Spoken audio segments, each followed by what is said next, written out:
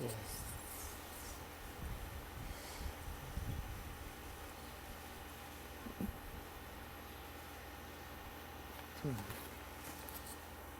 Kumusta? Today, I'll be talking about Bleeding Sun, which I translated and edited. Bleeding Sun is the translation of my late father's book, Dugo sa Bukang Liwayway. Its publisher is no other than Penguin Random House, Singapore. Bleeding Sun is the tale of a farmer's crushed dreams and hopes. The story takes place in San Roque, which can be likened to Rogelio Sicat's hometown, San Isidro. San Isidro is an agrarian town. Rice fields cover more than 4,000 hectares of its area.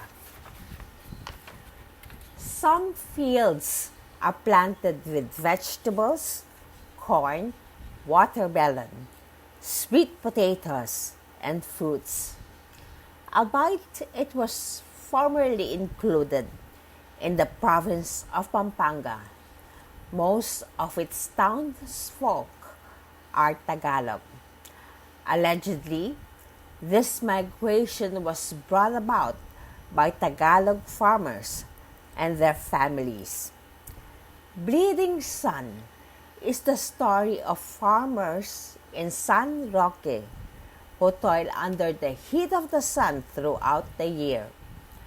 Farmers count on the sun for the nourishment of their crops.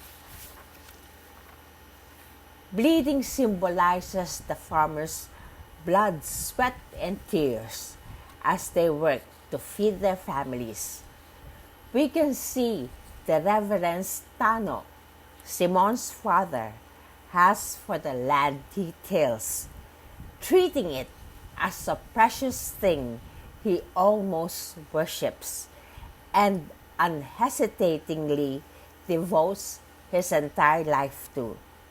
The rest of the farmers, too, nurture the hope that their condition would improve. Bleeding at the break of dawn also symbolizes Simon's death, the only hope of the peasants.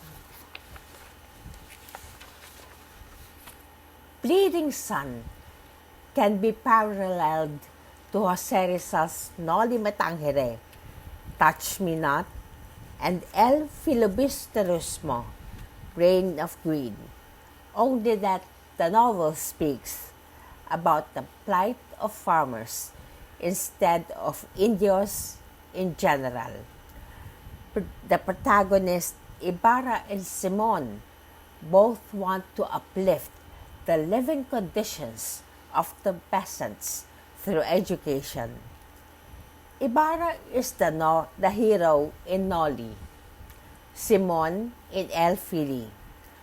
Compared to Simon in Bleeding Sun, Ibarra comes from an elite or ilustrado family.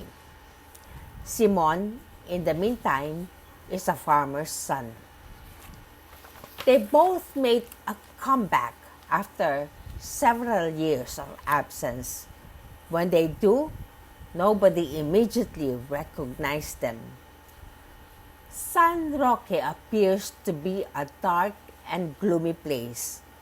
One can see the farmers' sincere desire to own the land they till, and yet their language has neither the melodrama nor the brute force that is traditionally associated with reform movements.